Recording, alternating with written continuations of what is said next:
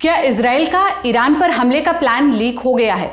क्या अमेरिका अपने दोस्त इजराइल की जासूसी करवाता है? ये दो सवाल इन दिनों अंतर्राष्ट्रीय जगत में खूब सुर्खियां बटोर रहे हैं। दरअसल 18 अक्टूबर को मिडिल ईस्ट स्पेक्टेटर नाम के टेलीग्राम अकाउंट में 2 दस्तावेज लीक हुए। इन दस्तावेजों में कथित तौर पर इजराइल का ईरान पर हमले का प्लान था। ये प्लान इजराइल ने अमेरिका के साथ साझा नहीं किया था, बल्कि अमेरिका ने खुद इजराइल पर निगरानी रखकर एक आकलन किया था और यही आकलन इस दस्तावेज में शामिल था। इजराइल ईरान पर हमले का प्लान अमेरिका से साझा करने में असहज दिखाई दे रहा है। इसी महीने अमेरिकी राष्ट्रपति जो बाइडेन ने इजराइल को ईरानी ऑयल रिजर्व या न्यूक्लियर फैसिलिटी पर हमला न करने की ताकीद की थी और अब खबर आई है कि अमेरिका इजराइल का प्लान जानने के लिए उसकी जासूसी कर रहा है। लेकिन बात यहीं तक सीमित नहीं है। अमेरिका न सिर्फ इजराइल की जासूसी कर रहा है, बल्कि इससे मिली जानकारी अपने दूसरे सहयोगी देशों के साथ भी साझा कर रहा है। मीडिया रिपोर्ट्स में दावा किया गया है कि अमेरिका ने यह जानकारी फाइव आइज देशों के साथ साझा की है।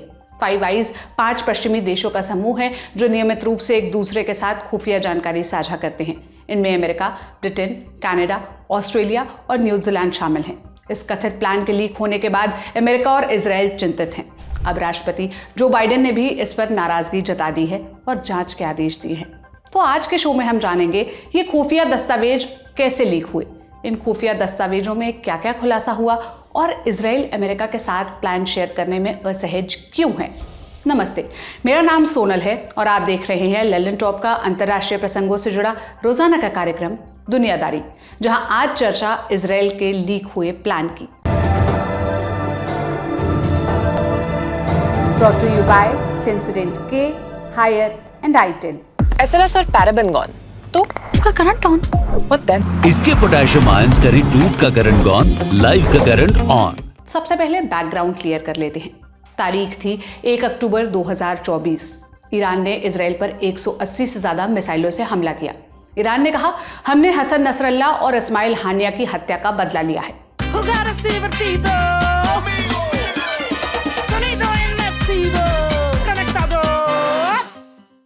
31 जुलाई को हमास चीफ इस्माइल हानिया ईरान के राष्ट्रपति मसूद पेजिशकियान के शपथ ग्रहण समारोह में पहुंचे थे। वहां उनकी हत्या कर दी गई। ईरान ने आरोप इजराइल पर लगाए। इजराइल ने न तो इससे इनकार किया और न ही कबूल किया।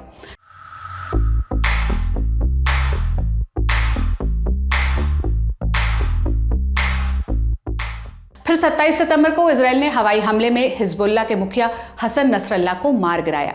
इन्हीं 2 हत्याओं के बदले में ईरान ने 1 अक्टूबर को इजराइल पर मिसाइल से हमला किया। ईरान ने कहा, हमने मोसाद के मुख्यालय और सैनिक अड्डों को निशाना बनाया है। इजराइल ने कहा, हमारा कुछ नुकसान नहीं हुआ, लेकिन हम बदला लेकर रहेंगे। तब से लेकर अब तक अटकलें लगाई जा रही थी कि इजराइल किस तरह बदला लेगा। इसको लेकर 4 तरह की अटकलें जताई जा रही हैं। नंबर 1, इजराइल ईरान के किसी बड़े लीडर की हत्या कर सकता है। नंबर 2, ईरान के ऑयल या गैस रिजर्व पर हमला कर सकता है। नंबर 3, ईरान की न्यूक्लियर फैसिलिटीज पर इजराइल हमला कर सकता है। और नंबर 4, ईरान के सैन्य अड्डों को निशाना बनाया जा सकता है। जो बाइडेन कह चुके हैं कि अमेरिका न्यूक्लियर फैसिलिटीज पर हमले का समर्थन नहीं करेगा। वहीं जानकार कहते हैं इजराइल के पास यह सबसे अच्छा मौका है कि वो ईरान की न्यूक्लियर फैसिलिटीज को निशाना बनाए। इजराइल को आशंका है कि ईरान इनका इस्तेमाल करके परमाणु हथियार बना रहा है। बहरहाल, बात जो भी हो, लेकिन ईरान पर हमले के प्लान पर दोनों देश एक दूसरे से सहमत नहीं लगते। 1 साल में इजरायली हमलों में 42,000 से ज्यादा फिलिस्तीनी मारे जा चुके हैं। इसलिए अंतर्राष्ट्रीय समुदाय जो बाइडेन पर युद्ध विराम को लेकर प्रेशर बना रहा है, लेकिन इजराइल के प्रधानमंत्री बेंजामिन नेतन्याहू इसके लिए राजी नहीं है। इसलिए दोनों नेताओं के बीच लंबे समय से तल्खी बनी भी हुई है। अगस्त के बाद लगभग 2 महीने तक दोनों नेताओं के बीच बातचीत बंद थी। फिर 1 अक्टूबर को ईरान ने इजराइल पर हमला किया। 9 अक्टूबर को बाइडेन ने नेतन्याहू को फोन घुमाया और संयम बरतने को कहा। फिर 16 अक्टूबर को याह्या सिनवार की हत्या पर बाइडेन ने नेतन्याहू को दोबारा फोन कर बधाई दी। दोनों नेताओं की बात तो शुरू हो गई, लेकिन ईरान पर हमले को लेकर दोनों की असहमतियां दुनिया को दिख रही हैं। 18 अक्टूबर को जो बाइडेन जर्मनी में थे। वहां उनसे पत्रकार ने सवाल किया कि क्या आप जानते हैं कि इजराइल ईरान पर कैसे हमला करेगा। इसका जवाब बाइडेन ने हाँ में तो दिया, लेकिन कोई डिटेल नहीं बताई। इसके मायनों को समझने के लिए हमने वेस्ट एशिया मामलों के जानकार कमर आगा से पूछा, इजराइल अमेरिका को ईरान पर हमले का प्लान आखिर क्यों नहीं बता रहा? क्या दोनों देश हमले पर सहमत नहीं हो पा रहे हैं? देखिए, कई चीज़ें हैं। पहली बात तो ये है कि नेतन्याहू और जो कि इजराइल के प्रधानमंत्री हैं और प्रेसिडेंट जो बाइडेन जो अमेरिका के राष्ट्रपति हैं, इन दोनों में काफ़ी डिफरेंसेस हैं। वॉर को लेके, ह्यूमैनिटेरियन एड यानी जो रसद खाने पीने की जाना चाहिए उसको लेके, ख़ासतौर से उसी पे ज़्यादा डिफरेंसेस नज़र आते हैं। दूसरी बात ये कि प्रेसिडेंट बाइडेन ने कई शर्तें लगा दी कि आप न्यूक्लियर इंस्टॉलेशन पे अटैक नहीं करेंगे, आप ऑयल फैसिलिटीज़ को ईरान की नहीं छुएंगे, इस तरह काफ़ी है। और प्राइम मिनिस्टर नेतन्याहू जो हैं इजराइल के, वो सीधे सीधे ट्रम्प को सपोर्ट करते हैं। ट्रम्प उनको लगता है कि ट्रम्प जल्दी पावर में आएंगे, अगर आते हैं तो उनके लिए आसानियां हो जाएंगी। और इस तरीके से ये काफ़ी डिफरेंसेस अभी से नहीं, काफ़ी समय से ये चल रहे हैं। वो प्राइम मिनिस्टर नेतन्याहू जो हैं वो डेमोक्रेटिक पार्टी, डेमोक्रेटिक लीडर्स के खुश नज़र नहीं आते, और इसी के चलते हुए कई चीज़ों पे डिफरेंसेस भी हुए। लेकिन अमेरिका की सपोर्ट उनको जारी है, वीपन भी जा रहे हैं, इकोनॉमिक सपोर्ट भी उनको बराबर मिल रही है। और उसके अलावा ये है कि अगर देखा जाए तो जो अमेरिका और इजराइल के जो इंटरेस्ट हैं वो एक ही नज़र आते हैं। ये जितने आतंकवादी ग्रुप जिनको ये लोग कहते हैं, ईरान जिनको कहता है एक्सेस ऑफ रेजिस्टेंस, ये और प्लस ईरान, ये दोनों अमेरिकन इजरायली पॉलिसी के खिलाफ हैं। ये अगर कंटेन होते हैं तो अमेरिका का भी फायदा होता है, इजराइल का भी। अब लीक हुए प्लान के बारे में समझ लेते हैं। जैसा हमने शुरुआत में बताया, 18 अक्टूबर को मिडिल ईस्ट स्पेक्टेटर नाम के टेलीग्राम अकाउंट में 2 दस्तावेज लीक हुए। ये टेलीग्राम चैनल ईरान और उसके सहयोगियों के पक्ष में खबरें चलाता है, लेकिन ईरान से कोई सीधा संबंध होने से इनकार करता है। दस्तावेज में क्या क्या पता चला? 3 बड़ी बातें पता चली। पहला, इजराइल गोल्डन होराइजन और रॉक्स मिसाइल से हमले करने की तैयारी कर रहा है। ये दोनों लंबी दूरी की मिसाइलें हैं, इन्हें लड़ाकू विमान से भी लॉन्च किया जा सकता है। इनका इस्तेमाल यमन में हूथी विद्रोहियों के खिलाफ भी किया जा चुका है। सैटेलाइट तस्वीरों में कम से कम 16 गोल्डन होराइजन और 40 रॉक्स मिसाइलों को तैयार करते हुए देखा गया है। नंबर 2, इजराइल एरियल रिफ्यूलिंग की तैयारी कर रहा है। एरियल रिफ्यूलिंग माने हवा में ही विमान में ईंधन भरना। एरियल रिफ्यूलिंग का इस्तेमाल बड़े मिशन में किया जाता है। और नंबर 3, इजराइल खुफिया जानकारी इकट्ठा करने के लिए ड्रोन का इस्तेमाल कर रहा है। वो मिडिल ईस्ट के बड़े इलाकों से इंटेलिजेंस जुटा रहा है। अब ये जानते हैं कि इन डॉक्यूमेंट से क्या पता नहीं चला। इन डॉक्यूमेंट्स में इस बात की जानकारी नहीं है कि इजराइल कब और कहां हमला करेगा। अमेरिका को ये जानकारी कैसे मिली? मीडिया रिपोर्ट्स के मुताबिक अमेरिका ने यह आकलन national geospatial intelligence agency NGA से, मतलब उसके इंटेलिजेंस से किया है। NGA अमेरिका की रक्षा मंत्रालय के लिए काम करने वाली एजेंसी है। NGA सैटेलाइट के जरिए इंटेलिजेंस इकट्ठा करती है।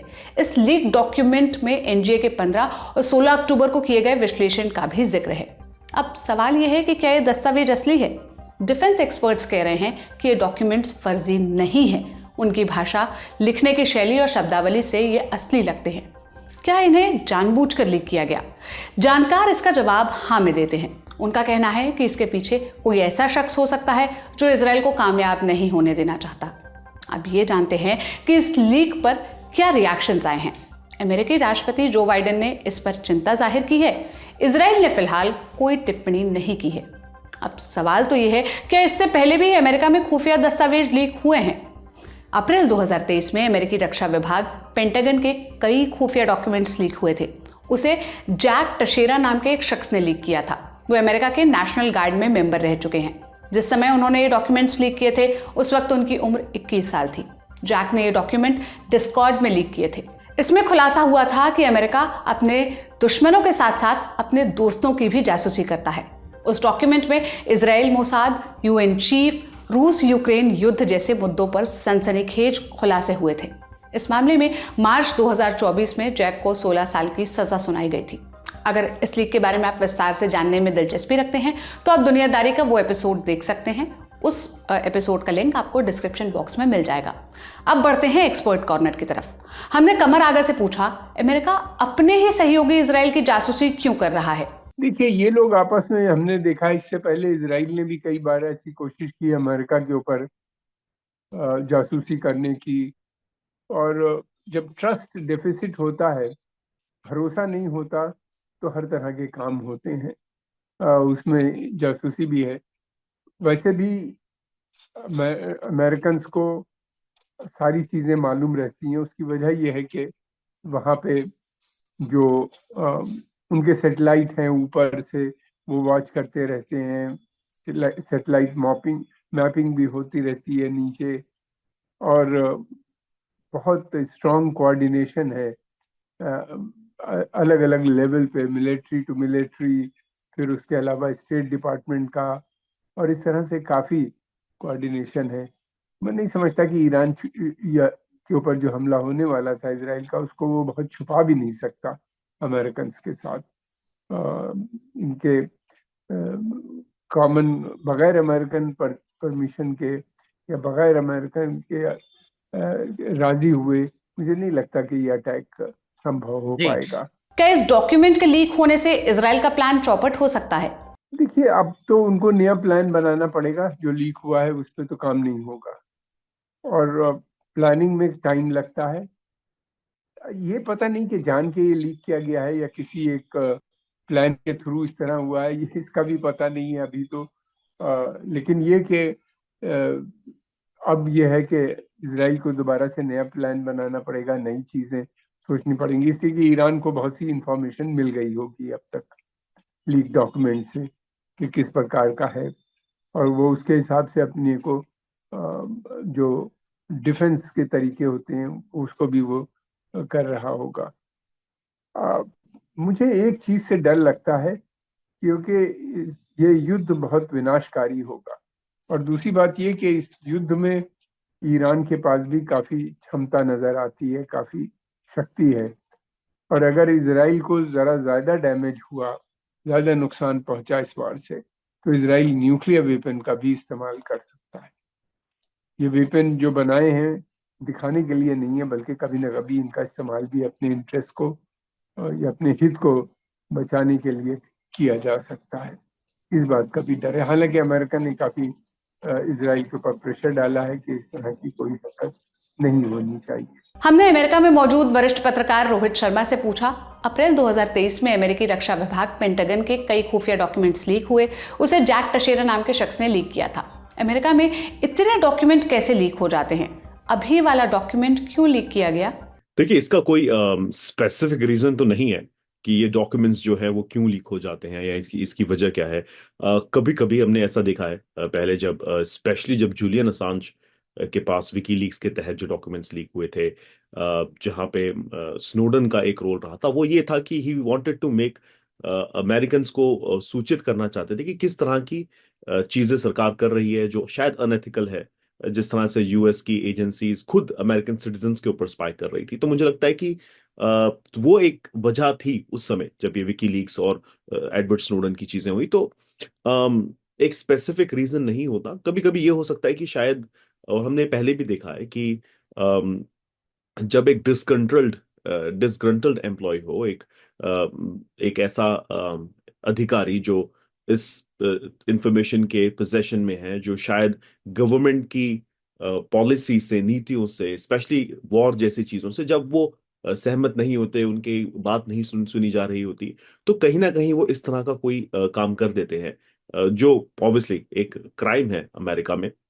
तो आई थिंक यही एक वजह रही है इन द पास्ट ऑल्सो कि आप बताना चाहते हैं लोगों को कि जो अमेरिकी सरकार है वो क्या कुछ कर रही है, क्या वो सही है या गलत है, इसके मायने क्या है, ये वो तो पब्लिक ओपिनियन में और फिर बाकी चीजों में हम देख सकते हैं। लेकिन वजह यही रही है हमेशा से कि यूजुअली जब भी किसी एम्प्लॉय को लगता है कि उनकी बात नहीं सुनी जा रही है या पूरी दुनिया को बताना चाहते हैं कि चल क्या रहा है, फेमस कभी कभी होने की बात भी होती है, इनफेमस आप कह सकते हैं, तो इस तरह की चीजें होती है। इस वाले जो इंसिडेंट में ये जो हमें इंफॉर्मेशन सामने आई है, इसमें स्पेसिफिकली अभी तक ये कहा नहीं गया कि ये ओब्टेन की गई थी, मतलब हैक की गई थी या लीक की गई थी। तो इसमें इन्वेस्टिगेशन जारी है। हमने कल कर्बी को भी सुना, जॉन कर्बी जो एनएससी के स्पोक्स पर्सन, उन्होंने भी कहा कि हम जांच कर रहे हैं और ये इंफॉर्मेशन ऑब्वियसली पब्लिक डोमेन में नहीं आनी चाहिए थी, स्पेशली तब जब एक वॉर एस्केलेशन चल रही है और ये इंफॉर्मेशन आना कि इजराइल ईरान पे इस तरह से अटैक कर सकता है, ये बहुत बड़ा एक सिक्योरिटी इश्यू है, बहुत बड़ी चूक है हम कहेंगे। और ये जो टेलीग्राम चैनल है जिसपे ये इंफॉर्मेशन लीक हुई है, ये ऐसा आइडेंटिफाई किया गया, ये ईरान में है, तेहरान में। तो इसमें मुझे लगता है बहुत ज्यादा सीरियसली अमेरिकी सरकार इन्वेस्टिगेशन करेगी और जो भी इसमें होगा, इन्वॉल्व होगा, या जिस किसी ने भी ये किया, आई थिंक उनके लिए ये अच्छी खबर नहीं है कि सरकार उनको अब ढूंढ रही है। मीडिया रिपोर्ट्स कहती हैं कि अमेरिका ने इजराइल की जासूसी की और मिली जानकारी को फाइव आइज देशों के साथ साझा किया। फाइव आइज 5 पश्चिमी देशों का समूह है जो नियमित रूप से एक दूसरे के साथ खुफिया जानकारी साझा करता है। इनमें अमेरिका, ब्रिटेन, कनाडा, ऑस्ट्रेलिया और न्यूजीलैंड शामिल है, जैसा हमने आपको बताया। तो क्या इजराइल इस बात से नाराज होगा? क्या दोनों देशों के बीच टेंशन बढ़ेगी? मुझे नहीं लगता खटास आएगी। आई थिंक रिलेशनशिप्स जब से जो बाइडन और नेतन्याहू के बीच में मन मुटाव हुआ है तब से थोड़ी सी रॉकी जरूर है, बट ये लॉन्ग स्टैंडिंग एलाइज है, इनके पास एक दूसरे के अलावा ये बाकी देशों की इंफॉर्मेशन और इंटेलिजेंस भी शेयर करते हैं। तो I don't think it's uncommon. What is strange is कि ये इंफॉर्मेशन लीक हुई है पब्लिक डोमेन में। आई थिंक वो सबसे बड़ी बात है।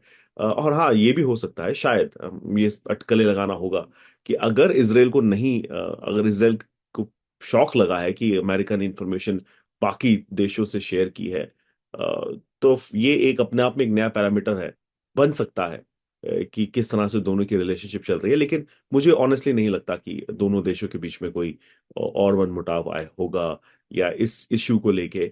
आई थिंक बिगर क्वेश्चन ये होगा इसराइल के जहन में और अमेरिका के जहन में कि इतनी बड़ी इंफॉर्मेशन लीक कैसे हुई।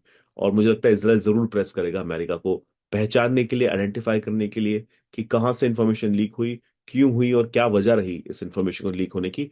और अगर बड़े तौर पे इसे देखें और सचमुच अगर इसराइल ये अटैक कर रहा होता या करने वाला होता, तो आप सोचिए ईरान पूरी तरह से तैयार होता, तो ये बहुत बड़ा एक तरह से इंटेलिजेंस विन होती ईरान के लिए। और तो मुझे लगता है उसको लेके शायद चर्चा जरूर होगी अमेरिका और इसराइल के बीच में। फाइव आइज का मुझे लगता है इतना ज्यादा वो शॉकर नहीं होगा इसराइल के लिए। यह था हमारा बड़ी खबर सेगमेंट। अब सुर्खियां जान लेते हैं। पहली सुर्खी मिडिल ईस्ट से है। अमेरिका के विदेश मंत्री एंटनी ब्लिंकन मिडिल ईस्ट के दौरे पर निकले हैं। आज यानी 22 अक्टूबर को वो इजराइल में है। उनका प्लान जॉर्डन और कतर जाने का भी है। उनका मिडिल ईस्ट का दौरा 7 दिनों तक चलेगा। इस दौरे का मकसद गाजा में चल रही जंग में युद्ध विराम करवाना है। दूसरी सुर्खी ब्रिक्स समिट से जुड़ी है। प्रधानमंत्री नरेंद्र मोदी मंगलवार 22 अक्टूबर को ब्रिक्स समिट के लिए रूस पहुंच गए हैं। ये समिट 22 अक्टूबर से 24 अक्टूबर तक रूस के कजान शहर में चलेगी। कजान शहर पहुंचने पर भारतीय समुदाय के लोगों ने पीएम मोदी का स्वागत किया है। इसके बाद पीएम मोदी की मुलाकात रूसी राष्ट्रपति व्लादिमीर पुतिन से भी हुई। दोनों नेताओं के बीच द्विपक्षीय बैठक हुई। दोनों लीडर्स ने इस मौके पर क्या कहा, सुनिए। मैं आपकी मित्रता, गर्मजोशी भरे स्वागत और आतिथ्य सत्कार के लिए हार्दिक आभार व्यक्त करता हूं। मेरे लिए खुशी की बात है कि ब्रिक्स समिट के लिए कजान जैसे खूबसूरत शहर में आने का अवसर मिला है। इस शहर के साथ भारत के गहरे और ऐतिहासिक संबंध रहे हैं। कजान में भारत के नए कॉन्सुलेट के खुलने से ये संबंध और मजबूत होंगे। मुझे याद है कि हमारे जुलाई की मुलाकात की याद है जब हमारे बहुत अच्छे चर्चा हुई बहुत विषयों पर। इसके बीच हम टेलीफोन पर कई बार हमने बात की। कजान आने का आमंत्रण स्वीकार करने के लिए मैं आपका बहुत आभारी हूँ। ब्रिक्स की स्थापना 2009 में हुई थी।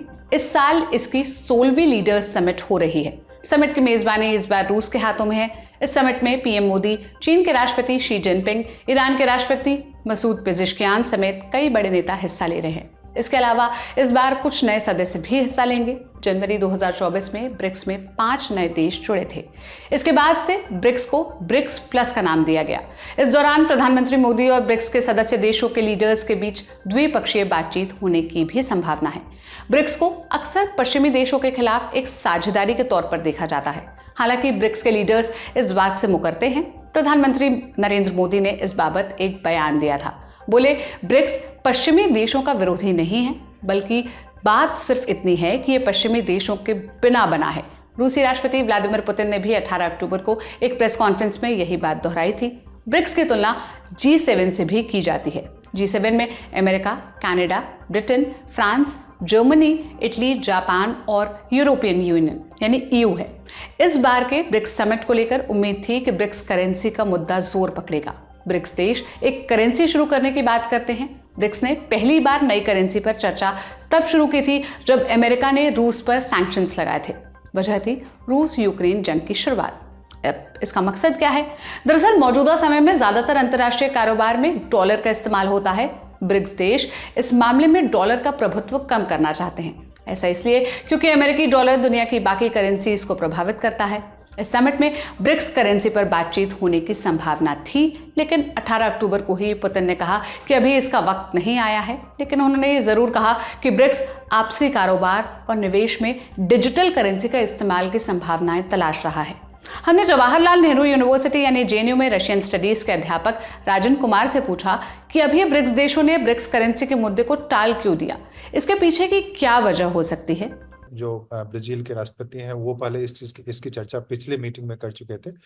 तो उसमें सबसे बड़ी दिक्कत यह है कि ब्रिक्स करेंसी को इशू करने के लिए एक बहुत ही close cooperation, financial cooperation, bank का कॉपरेशन और जो फिस्कल कॉपरेशन जिसको बोला जाता है उसकी आवश्यकता होगी।